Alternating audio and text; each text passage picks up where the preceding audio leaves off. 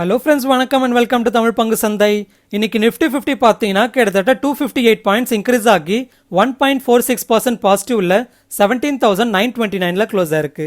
And இன்னைக்கு Nifty 50யோட top கெய்னர்ஸ்னு பார்க்குறப்போ IndusInd bank, Hindalco, Bharti Airtel, HCL tech and Grasim industries. And இதுவே டாப் லூசர்ஸ்னு பார்க்குறப்போ யூபிஎல், பஜாஜ் ஃபின்சர்வ், எம்என்டம் அண்ட் நெஸ்லே இந்தியா. அடுத்து பேங்க் நிஃப்டி பார்த்தீங்கன்னா கிட்டத்தட்ட 648 பாயிண்ட்ஸ் இன்க்ரீஸ் ஆகி 1.66% பாசிட்டிவ்ல 39,763ல க்ளோஸ் ஆயிருக்கு. அண்ட் இன்னைக்கு பேங்க் நிஃப்டியோட டாப் கெய்னர்ஸ்னு பார்க்குறப்போ IndusInd bank, Kotak Mahindra bank, SBI, RBL bank and IDFC first bank. And அதுவே டாப் லூசர்ஸ்னு பார்க்குறப்போ Bandhan bank and AU small finance bank. Okay, further வீடியோக்குள்ள போறதுக்கு முன்னாடி நீங்க நம்ம தமிழ் பங்கு சந்தை சேனலை சப்ஸ்கிரைப் பண்ண மறந்துட்டீங்கன்னா கண்டிப்பா சப்ஸ்கிரைப் பண்ணிக்கோங்க. அண்ட் அப்படியே பக்கத்தில் இருக்கிற பெல் நோட்டிஃபிகேஷனையும் கிளிக் பண்ணிக்கோங்க. அண்ட் நம்மளோட கண்டென்ட் உங்களுக்கு பிடிச்சிருந்ததுன்னா கண்டிப்பா லைக் அண்ட் கமெண்ட் பண்ணுங்க. ஜஸ்ட் ஒரு செகண்ட் கூட ஆகாது, ஒரு லைக்கும் கமெண்ட்டும் பண்ணிட்டு இந்த வீடியோவை உங்க ஃப்ரெண்ட்ஸ் அண்ட் ஃபேமிலிஸ்க்கு ஷேர் பண்ணுங்க. அண்ட் நம்மளோட ஒர்க்கை நீங்க சப்போர்ட் பண்ணணும்னு நினைச்சீங்கன்னா நீங்களோ இல்லை உங்க ஃப்ரெண்ட்ஸோ புதுசா எந்த ஒரு அக்கௌண்ட் ஓபன் பண்றதா இருந்தாலும் நம்ம சேனலோட ரெஃபரல் லிங்க்ஸை யூஸ் பண்ணிக்கோங்க. அண்ட் மார்க்கெட்டோட ஃப்ரீ லைவ் அப்டேட்ஸுக்கு இந்த வீடியோட ஃபர்ஸ்ட் கமெண்ட்ல இருக்கிற டெலிகிராம் லிங்கை கிளிக் பண்ணி நம்ம டெலிகிராம் சேனலை ஜாயின் பண்ணிக்கோங்க.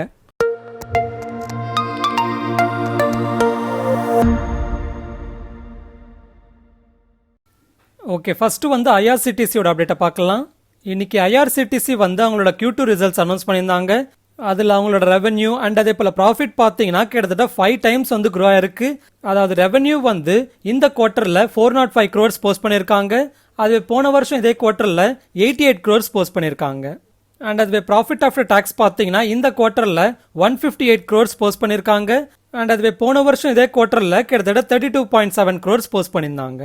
அண்ட் இந்த குவார்ட்டரோட ரெவென்யூ பார்த்தீங்கன்னா லாஸ்ட் 6 குவார்ட்டர்ஸ்ல இல்லாத அளவுக்கு ஹையஸ்ட் குவார்ட்டர்லி ரெவென்யூவா இருக்கு. அண்ட் அதே போல இந்த குவார்ட்டர்ல வந்த ப்ராஃபிட் பார்த்தீங்கன்னா லாஸ்ட் 7 குவார்ட்டர்ஸோட ஹையஸ்ட் குவார்ட்டர்லி ப்ராஃபிட்டா இருக்கு. அண்ட் எபிட்டா மார்ஜின் பார்த்தீங்கன்னா போன வருஷம் இதே குவார்ட்டர்ல 6.31% நெகட்டிவா இருந்தது. அண்ட் அதுவே இந்த வாட்டி போஸ்ட் பண்ண மார்ஜின் பார்த்தீங்கன்னா அரௌண்ட் 52.23% இருக்கு. அண்ட் ஈவன் கேஷ் ஃப்ளோவும் நல்லாவே ஸ்ட்ராங்கா இருக்கு. அண்ட் ஆக்சுவலாக இந்த குவார்ட்டரில் ரெவென்யூ ரொம்பவே இன்க்ரீஸ் ஆனதுக்கு முக்கியமான காரணம் டிக்கெட்டிங் ரெவென்யூ ரொம்பவே இன்க்ரீஸ் ஆயிருக்கிறது தான். அதாவது ப்ரீ பேண்டமிக் பீரியட்ல, அதாவது பேண்டமிக்கு முன்னாடி பீரியட்ல பார்த்தீங்கன்னா ஒரு நாளைக்கு ஐஆர்சிடிசி கிட்டத்தட்ட 7 lakh டிக்கெட்ஸை புக் பண்ணிட்டு இருந்தது. ஆனால் இப்போ ஒரு நாளைக்கு கிட்டத்தட்ட 13 லட்சம் டிக்கெட்ஸ் புக் ஆயிட்டு இருக்குன்னு சொல்லியிருக்காங்க. அதாவது ப்ரீ பேண்டமிக் லெவல்ஸை கம்பேர் பண்ணுறப்போ ஆல்மோஸ்ட் டபுளாக இருக்கிறத நம்மளால புரிஞ்சுக்க முடியும். ஸோ அப்படி பார்க்குறப்போ இந்த டிக்கெட்டிங் ரெவென்யூவோட பாதி ரெவென்யூ இந்தியன் ரயில்வேஸ்க்கு ஷேர் பண்ணாலும் ஐஆர்சிடிசியோட ரெவென்யூ ஒரு ப்ராஃபிட் ப்ரீ பேண்டமிக் லெவல்ஸை விட கம்மி ஆகாதுன்னே புரிஞ்சுக்கலாம். ஆனால் எனிவே ரயில்வே மினிஸ்ட்ரி ஐஆர்சிடிசியோட டிக்கெட்டிங் ரெவென்யூல பாதி ரெவென்யூவை இந்தியன் ரயில்வேஸ்க்கு ஷேர் பண்ணணும்னு சொன்ன அனௌன்ஸ்மெண்ட்டை வித்ரா பண்ணிக்கிட்டாங்க. அண்ட் ஆக்சுவலாக ஐஆர்சிடிசியில் ப்ரீ பேண்டமிக் லெவல்ஸை விட இப்போ ரொம்பவே அதிகமான புக்கிங் நடந்துட்டு இருக்கிறதுக்கு முக்கியமான காரணம் பார்த்தீங்கன்னா ரயில்வேஸ் அன்ரிசர்வ்டு டிக்கெட் டிராவலை இப்போ அலோவ் பண்றதில்ல. அண்ட் அதே போல் ஆன் கவுண்டர் டிக்கெட் சேல்ஸும் ஓரளவுக்கு இப்போ கம்மியானதுனால ஐஆர்சிடிசியில் நடக்கிற புக்கிங்ஸ்ன்றது ரொம்பவே அதிகமாக இருக்கு. எனிவே ஓவரால் ரிசல்ட் பார்த்தீங்கன்னா நல்லாவே வந்திருக்கு. அண்ட் இதனால இன்னைக்கு ஐஆர்சிடிசியோட ஷேர் பிரைஸ் ரொம்பவே நெகட்டிவாக இருந்ததுல இருந்து பாசிட்டிவாக க்ளோஸ் ஆயிருக்கு. அதாவது இன்னைக்கு கேப் டவுன் ஓப்பனாக இருந்தது அண்ட் அரௌண்ட் 4 to 5% நெகட்டிவாக இருந்தது. அண்ட் இந்த ரிசல்ட் வந்ததுக்கு அப்புறமா அந்த லாஸ்லேருந்து நல்லாவே ரெக்கவரி ஆகி எண்ட் ஆஃப் த டே 1.15% பாசிட்டிவாக க்ளோஸ் ஆயிருக்கு. ஓகே, அடுத்து ஹெச்டிஎஃப்சியோட ரிசல்ட்டை பார்க்கலாம். அதாவது ஹெச்டிஎஃப்சி பேங்கோட ரிசல்ட் இல்லை, ஹெச்டிஎஃப்சி அதாவது ஹவுசிங் டெவலப்மெண்ட் ஃபினான்ஸ் கார்பரேஷனோட ரிசல்ட்டை பார்க்கலாம். ஸோ இந்த Q2ல ஹெச்டிஎஃப்சியோட நெட் இன்ட்ரெஸ்ட் இன்கம் பார்த்தீங்கன்னா இயர் ஆன் இயர் கம்பேர் பண்ணுறப்போ 12.65% க்ரோ ஆயிருக்கு. அண்ட் அதுவே நெட் ப்ராஃபிட் பார்த்தீங்கன்னா இயர் ஆன் இயர் கம்பேரிசனில் 31.7% க்ரோ ஆயிருக்கு. அண்ட் அதுவே ஏயுஎம் அதாவது அசெட் அண்டர் மேனேஜ்மெண்ட் பார்த்தீங்கன்னா இயர் ஆன் இயர் கம்பேரிசனில் அரௌண்ட் 10.5% க்ரோ ஆயிருக்கு. அண்ட் இப்போ இருக்கிற ஏயுஎம் பார்த்தீங்கன்னா லாஸ்ட் 5 குவார்ட்டர்ஸ்லேயே ஹையஸ்ட் ஏயுஎம்மாக இருக்கு. அண்ட் இந்த ஓவரால் அசெட் அண்டர் மேனேஜ்மெண்ட்ல கிட்டத்தட்ட 78% இண்டிவிஜுவல் லோன்ஸ் தான் கான்ட்ரிபியூட் பண்ணுது. அண்ட் இந்த இண்டிவிஜுவல் ஹோம் லோன் புக் பார்த்தீங்கன்னா இயர் ஆன் இயர் கம்பேரிசனில் அரௌண்ட் 23% க்ரோ ஆயிருக்கு. அண்ட் ஓவரால் கலெக்ஷன் எஃபிஷியன்சி பார்த்தீங்கன்னா அரௌண்ட் 98%ல இருக்கு. அண்ட் அதுவே கிராஸ் என்பிஏ பார்த்தீங்கன்னா போன குவார்ட்டரோட கம்பேர் பண்ணுறப்போ ஓரளவுக்கு இம்ப்ரூவ் ஆயிருக்கு. அதாவது போன குவார்ட்டரில் கிராஸ் என்பிஏ பார்த்தீங்கன்னா அரௌண்ட் 2.24% இருந்திருக்கு. அது இந்த குவார்ட்டரில் 2%க்கு இம்ப்ரூவ் ஆயிருக்கு. அண்ட் ஓவராலாக ஹோம் லோனோட டிமாண்ட் நல்லாவே ஸ்ட்ராங்காக இருக்கிறதாவும் and both affordable housing segment and அதே போல் ஹை அண்ட் ப்ராப்பர்ட்டிஸில் க்ரோத் நல்லாவே வந்துட்டு இருக்கிறதா ஹெச்டிஎஃப்சி மென்ஷன் பண்ணியிருக்காங்க. அண்ட் இந்த ஓவரால் அப்டேட்னால இதோட ஷேர் பிரைஸ் இன்னைக்கு அரௌண்ட் 1.52% பாசிட்டிவாக க்ளோஸ் ஆயிருந்தது. ஓகே, அடுத்து பந்தன் பேங்கோட அப்டேட்டை பார்க்கலாம். இன்னைக்கு பந்தன் பேங்கை கவர்மெண்டோட பிசினஸ் டிரான்சாக்ஷனை ஃபெசிலிட்டேட் பண்ற ஏஜென்சி பேங்கா ஆர்பிஐ அப்பாயிண்ட் பண்ணிருக்கிறதா அப்டேட் பண்ணிருக்காங்க. ஸோ இதனால இனி பந்தன் பேங்க்கும் வந்து டாக்ஸ் கலெக்ஷன் அண்ட் அதே போல ஜிஎஸ்டி வேட் அண்ட் அதே போல stamp duty collection and pension payment இது எல்லாத்தையும் ப்ராசஸ் பண்ணலாம். அண்ட் ஆக்சுவலாக இது வந்து ஓரளவுக்கு பாசிட்டிவ் அப்டேட்டாக இருந்தாலும் இன்னைக்கு பந்தன் பேங்கோட ஷேர் பிரைஸ் ரொம்பவே நெகட்டிவாக இருந்ததுக்கு முக்கியமான காரணம் பார்த்தீங்கன்னா அவங்களோட Q2 ரிசல்ட்ஸில் லாஸ் போஸ்ட் பண்ணியிருந்தாங்க. அதாவது நெட் இன்ட்ரெஸ்ட் இன்கம் பார்த்தீங்கன்னா இயர் ஆன் இயர் கம்பேர் பண்ணுறப்போ ஆல்மோஸ்ட் ஃபிளாட்னு சொல்லலாம். அதாவது 0.6% வந்து க்ரோ ஆயிருந்தது. அண்ட் அதுவே சீக்வென்ஷியலாக அதாவது குவார்டர் அண்ட் குவார்டர் கம்பேர் பண்ணுறப்போ 8.5% டவுன் ஆயிருந்தது. அண்ட் அதுவே ப்ராஃபிட் ஆஃப்டர் டாக்ஸ்னு பார்க்குறப்போ போன வருஷம் இதே குவார்ட்டரில் 920 crores போஸ்ட் பண்ணியிருந்தாங்க. ஆனால் இந்த வாட்டி வந்து கிட்டத்தட்ட 3000 crore லாஸ் போஸ்ட் பண்ணியிருக்காங்க. அண்ட் இந்த வாட்டி 3000 crores அளவுக்கு லாஸ் போஸ்ட் பண்ணதுக்கு முக்கியமான காரணம் பார்த்தீங்கன்னா ப்ரொவிஷன்ஸ் வந்து ரொம்பவே அதிகமாக, அதாவது கிட்டத்தட்ட 4600 crores ப்ரொவிஷன்ஸ் பண்ணியிருக்காங்க. அண்ட் அதுவே அசெட் குவாலிட்டின்னு பார்க்குறப்போ கிராஸ் என்பிஏ வந்து போன குவார்ட்டரில் 8.18% இருந்திருக்கு. ஆனால் இந்த குவார்ட்டரில் அது 10.82% இன்க்ரீஸ் ஆயிருக்கு. அண்ட் அதுவே நெட் என்பிஏன்னு பார்க்குறப்போ போன குவார்ட்டரில் 3.29% இருந்திருக்கு. ஆனால் இந்த குவார்ட்டரில் அது 3.04% ஓரளவுக்கு இம்ப்ரூவ் ஆயிருக்கு. அண்ட் இந்த பந்தன் பேங்கோட எம்டி அண்ட் சிஇஓ என்ன சொல்லியிருக்காருன்னா அசெட் குவாலிட்டி வந்து லாஸ்ட் குவார்ட்டர்லேருந்தே நல்லாவே ஓரளவுக்கு இம்ப்ரூவ் ஆகிட்டு இருக்கிறதாவும் அண்ட் வேர்ஸ்ட் வந்து ஆல்ரெடி முடிஞ்சிருச்சுன்னு சொல்லியிருக்காங்க. ஸோ இந்த செப்டம்பர்லேருந்து க்ரோத் வந்துட்டு இருக்கிறதுக்கான கம்ஃபர்ட் வந்து பேங்க்குக்கு வந்திருக்குன்னு சொல்லியிருக்காங்க. அண்ட் இதே தான் ப்ரோக்கரேஜஸும் பார்த்தீங்கன்னா கமெண்ட் பண்ணியிருக்காங்க. அதாவது கோல்ட்மேன் சாக்ஸ் என்ன சொல்லியிருக்காங்கன்னா இந்த குவார்ட்டர் பார்த்தீங்கன்னா ஒரு கிளீன் அப் குவார்ட்டராக இருக்குது. அதாவது ஆப்ரேஷனலி வீக் குவார்ட்டராக இருந்தாலும் அடுத்து வரப்போகிற க்ரோத் ரிவைவல்ன்றது ஒரு கீயாக இருக்குன்னு சொல்லியிருக்காங்க. அண்ட் இதனால பந்தன் பேங்க் பை ரேட்டிங்கை மெயின்டைன் பண்ணி டார்கெட்டை 412 கொடுத்துருக்காங்க. அண்ட் அதுவே பெர்ன்ஸ்டீனும் பார்த்தீங்கன்னா பேங்க் வந்து ஆல்மோஸ்ட் எல்லா பொட்டன்ஷியல் ஸ்ட்ரெஸ்ஸையும் வந்து கவர் பண்ணிட்டாங்க. இனி பேங்க்ல ஓரளவுக்கு நல்ல recovery or even provisions reverse ஆகிறதுக்கும் வாய்ப்பு இருக்கிறதா மென்ஷன் பண்ணியிருக்காங்க. அண்ட் அதனால ஓவரால் அவுட் பர்ஃபார்மிங்கை மெயின்டைன் பண்ணி டார்கெட்டை 420 கொடுத்துருக்காங்க. ஸோ இந்த ஓவரால் அப்டேட்ஸ்னால இன்னைக்கு பந்தன் பேங்கோட ஷேர் பிரைஸ் பார்த்தீங்கன்னா ரொம்பவே கேப் டவுன்ல ஓப்பன் ஆகி அரௌண்ட் 7 to 8% நெகட்டிவ்ல இருந்ததுலேருந்து எண்ட் ஆஃப் த டே 1.27% நெகட்டிவ்ல க்ளோஸ் ஆயிருக்கு. ஓகே, அடுத்து டிசிஎஸோட அப்டேட்டை பார்க்கலாம். டாடா கன்சல்டன்சி சர்வீசஸ்ன்ற கம்பெனி வந்து மலேசியாவோட செல்காமோட டிஜிட்டல் டிரான்ஸ்ஃபர்மேஷனுக்கு பார்ட்னர்ஷிப் அக்ரிமெண்ட் சைன் பண்ணியிருக்கிறதா அப்டேட் பண்ணியிருக்காங்க. அதாவது மலேசியாவோட லீடிங் டெலிகம்யூனிகேஷன் ப்ரொவைடரான செல்காமோட கோர் பிசினஸஸை டிஜிட்டல் டிரான்ஸ்ஃபர்மேஷன் பண்றதுக்கான பார்ட்னர்ஷிப் அக்ரிமெண்ட் சைன் பண்ணியிருக்கிறதா அப்டேட் பண்ணியிருக்காங்க. ஸோ இந்த அப்டேட்னால இன்னைக்கு டிசிஎஸோட ஷேர் பிரைஸ் பார்த்தீங்கன்னா அரௌண்ட் 2.31% பாசிட்டிவாக க்ளோஸ் ஆயிருக்கு. ஓகே, அடுத்து செயிலோட அப்டேட்டை பார்க்கலாம். அதாவது ஸ்டீல் அத்தாரிட்டி ஆஃப் இந்தியா லிமிடெட்ன்ற கம்பெனியோட அப்டேட்டை பார்க்கலாம். இன்னைக்கு செயில் ஷேர் பிரைஸ் ரொம்பவே பாசிட்டிவாக ரியாக்ட் ஆனதுக்கு முக்கியமான காரணம் பார்த்தீங்கன்னா அவங்களோட ரிசல்ட்ஸ். அதாவது செயிலோட ஸ்டாண்டலோன் ரெவன்யூ பார்த்தீங்கன்னா இயர் ஆன் இயர் கம்பேர் பண்ணுறப்போ 58% க்ரோ ஆயிருக்கு. அண்ட் அதுவே ப்ராஃபிட் ஆஃப்டர் டாக்ஸ் பார்த்தீங்கன்னா இயர் ஆன் இயர் கம்பேரிசனில் ஆல்மோஸ்ட் 10 times இன்க்ரீஸ் ஆயிருக்கு. அதாவது போன வருஷம் Q2ல ப்ராஃபிட் ஆஃப்டர் டாக்ஸ் வந்து அரௌண்ட் 393 crores இருந்திருக்கு. அண்ட் அதுவே இந்த வாட்டி பார்த்தீங்கன்னா அரௌண்ட் 4304 crores இருக்கு.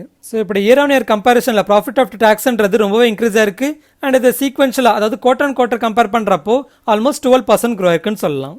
அண்ட் இந்த குவார்ட்டரில் போஸ்ட் பண்ண ப்ராஃபிட் ஆஃப்டர் டாக்ஸ் பார்த்தீங்கன்னா கம்பெனி ரிப்போர்ட் பண்ண பெஸ்ட் எவர் குவார்ட்டர்லி ப்ராஃபிட்னு சொல்லலாம். அண்ட் அதுவே எபிட்டா மார்ஜின் பார்த்தீங்கன்னா இயர் ஆன் இயர் கம்பேர் பண்ணுறப்போ நல்லாவே இம்ப்ரூவ் ஆயிருக்கு. அது போன வருஷம் வந்து 11.23% இருந்திருக்கு. அண்ட் இது இந்த வாட்டி அது 26.22% இன்க்ரீஸ் ஆயிருக்கு. அண்ட் இது சீக்வென்ஷியல் அதாவது போன குவார்ட்டரோட கம்பேர் பண்ணுற பொருளை கம்மின்னு சொல்லலாம். ஏன்னா போன குவார்ட்டரில் எபிட்டா மார்ஜின் வந்து 32.6% இருந்திருக்கு. அண்ட் இது இந்த குவார்ட்டரில் அது 26.22% இருக்கு. அண்ட் கம்பெனி வந்து 4 rupees per ஈக்விட்டி ஷேர் வந்து டிவிடெண்டாகவும் அனௌன்ஸ் பண்ணியிருக்காங்க. அண்ட் நம்ம பெரிய ராகேஷ் ஜுன்ஜுன்வாலா வந்து இந்த செப்டம்பரோட எண்டில் அரௌண்ட் 1.76% ஸ்டேக் சேலில் வச்சுட்டு இருக்காரு. அண்ட் ஜேபி மார்கன் பார்த்தீங்கன்னா சேல் ரிலேட்டடாக நல்லாவே பாசிட்டிவாக கமெண்ட் கொடுத்துருக்காங்க. அதாவது ஓவர் வெயிட்டுக்கு அப்கிரேட் பண்ணி டார்கெட் வந்து 150 rupeesலேருந்து 165 rupeesக்கு இன்க்ரீஸ் பண்ணியிருக்காங்க. அண்ட் இதனால இன்னைக்கு ஓவராலாக சேலோட ஷேர் பிரைஸ் பார்த்தீங்கன்னா அரௌண்ட் 8.82% பாசிட்டிவாக க்ளோஸ் ஆயிருந்தது. ஓகே, அடுத்து லக்ஸ் இண்டஸ்ட்ரீஸோட அப்டேட்டை பார்க்கலாம். அதாவது லக்ஸ் இண்டஸ்ட்ரீஸ் வந்து இந்த குவார்ட்டரில் போஸ்ட் பண்ண ரிசல்ட்ஸ்னு பார்க்குறப்போ ரெவன்யூ பார்த்தீங்கன்னா அரௌண்ட் 627 crores போஸ்ட் பண்ணியிருக்காங்க. அண்ட் இதுவே போன வருஷம் இதே குவார்ட்டரில் 502 crores இருந்திருக்கு. ஸோ ரெவன்யூ வந்து இயர் ஆன் இயர் கம்பேர் பண்ணுறப்போ ஆல்மோஸ்ட் 25% க்ரோ ஆயிருக்குன்னு சொல்லலாம். அண்ட் அதுவே ப்ராஃபிட் ஆஃப்டர் டாக்ஸ் பார்த்தீங்கன்னா இந்த குவார்ட்டரில் ஆல்மோஸ்ட் 100 crores போஸ்ட் பண்ணியிருக்காங்க. அண்ட் அதுவே போன வருஷம் இதே குவார்ட்டரில் 67.23 crores போஸ்ட் பண்ணியிருந்தாங்க. ஸோ இந்த குவார்ட்டரோட ப்ராஃபிட் வந்து இயர் ஆன் இயர் கம்பேர் பண்ணுறப்போ ஆல்மோஸ்ட் 49% க்ரோ ஆயிருக்குன்னு சொல்லலாம். அண்ட் அதே போல் எபிட்டா மார்ஜினும் பார்த்தீங்கன்னா நல்லாவே இம்ப்ரூவ் ஆயிருக்கு. போன வருஷம் இதே குவார்ட்டரில் எபிட்டா மார்ஜின் வந்து 18.9% இருந்திருக்கு. அண்ட் அதுவே இந்த குவார்ட்டரில் அது 21.9% க்ரோ ஆயிருக்கு. ஸோ இப்படி ஓவராலாக பாசிட்டிவ் ரிசல்ட்ஸ் போஸ்ட் பண்ணதுனால இன்னைக்கு இதோட ஷேர் ப்ரைஸ் அரௌண்ட் 6.93% பாசிட்டிவாக க்ளோஸ் ஆயிருந்தது. ஓகே, அடுத்து இப்போ ஆக்டிவாக இருக்கிற ஐபிஓட சப்ஸ்கிரிப்ஷனோட டேட்டா பார்க்கலாம். ஃபர்ஸ்ட்டு வந்து இன்னைக்கு க்ளோஸ் ஆயிருக்கிற எஃப்எஸ்என் இ காமர்ஸ் வெஞ்சர்ஸ் அதாவது நைக்காவோட ஐபிஓட சப்ஸ்கிரிப்ஷன் டேட்டா பார்த்தீங்கன்னா ஓவராலாக 81.78 டைம்ஸ் சப்ஸ்கிரைப் ஆயிருக்கு. அண்ட் இதில் ரீட்டைல் கேட்டகரி பார்த்தீங்கன்னா 12.24 டைம்ஸ் சப்ஸ்கிரைப் பண்ணியிருக்காங்க.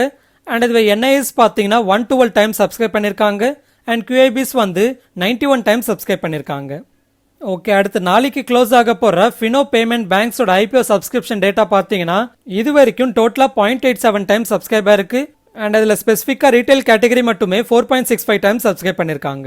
அடுத்து 3rd நவம்பர் அதாவது வெட்னஸ்டே க்ளோஸ் ஆகிற SJS என்டர்பிரைசஸோட ஐபிஓ சப்ஸ்கிரிப்ஷன் டேட்டா பார்த்தீங்கன்னா இது வரைக்கும் ஓவராலாக 0.32 டைம்ஸ் சப்ஸ்கிரைப் ஆயிருக்கு.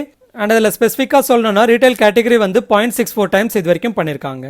அண்ட் அடுத்து policy Bazaar and Paisa Bazaar operate பண்ணுற PB ஃபின்டெக்கோட ஐபிஓ சப்ஸ்கிரிப்ஷன் பார்த்தீங்கன்னா இது வரைக்கும் ஓவராலாக 0.54 டைம்ஸ் சப்ஸ்கிரைப் ஆயிருக்கு. அண்ட் அதில் ஸ்பெசிஃபிக்காக வந்து retail category around 1.18 times subscribe பண்ணியிருக்காங்க. அண்ட் அடுத்து ஃபைனலாக ரொம்பவே சின்ன ஐபிஓ சைஸான சிகாச்சி இண்டஸ்ட்ரீஸோட ஐபிஓ சப்ஸ்கிரிப்ஷன் டேட்டா பார்த்தீங்கன்னா ஓவராலாக 9.52 டைம்ஸ் சப்ஸ்கிரைப் ஆயிருக்கு.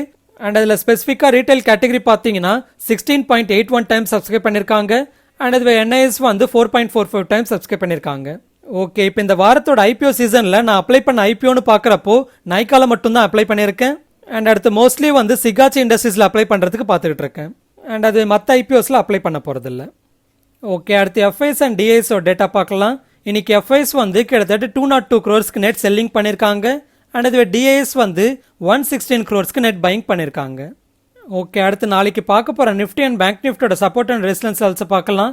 நிஃப்டியோட சப்போர்ட்னு பார்க்குறப்போ 17,780 பார்க்குறேன்.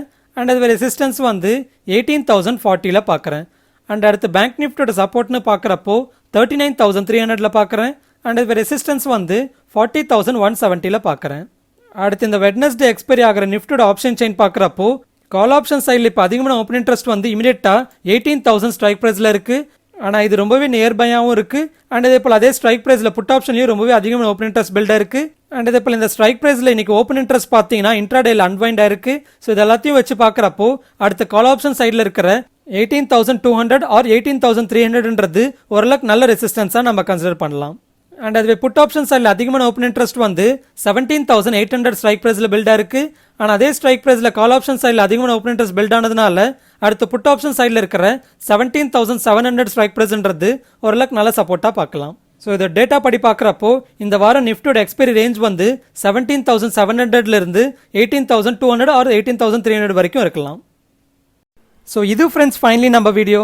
ஸ்டாக் மார்க்கெட் ரிலேட்டடாக லேட்டஸ்ட் அப்டேட்ஸ் வேணும்னா டிஸ்கிரிப்ஷன் ஆர் ஃபர்ஸ்ட் கமெண்ட்ல இருக்கிற டெலிகிராம் லிங்கை கிளிக் பண்ணி டெலிகிராம் சேனலை ஜாயின் பண்ணிக்கோங்க. இந்த கண்டென்ட் உங்களுக்கு பிடிச்சிருந்ததுன்னா கண்டிப்பாக லைக் பண்ணுங்க. அப்படியே உங்கள் ஃப்ரெண்ட்ஸ் அண்ட் ஃபேமிலிஸ்க்கும் ஷேர் பண்ணுங்க. அண்ட் அப்படியே இந்த வீடியோ ரிலேட்டடாக எந்த ஒரு கமெண்ட்டாக இருந்தாலும் பண்ணுங்க. ஈவன் சூப்பராக இருக்கு, நல்லா இருக்கு, செம்மையா இருக்குன்னு கூட கமெண்ட் பண்ணுங்க. அண்ட் நம்மளோட சேனலை நீங்க சப்ஸ்கிரைப் பண்ணாம பார்க்குறீங்கன்னா கண்டிப்பாக சப்ஸ்கிரைப் பண்ணிக்கோங்க. இன்னொரு இன்ட்ரெஸ்டிங் வீடியோட உங்க முன்னாடி வர. அது வரைக்கும் டேக் கேர். ஜெய் ஹிந்த்.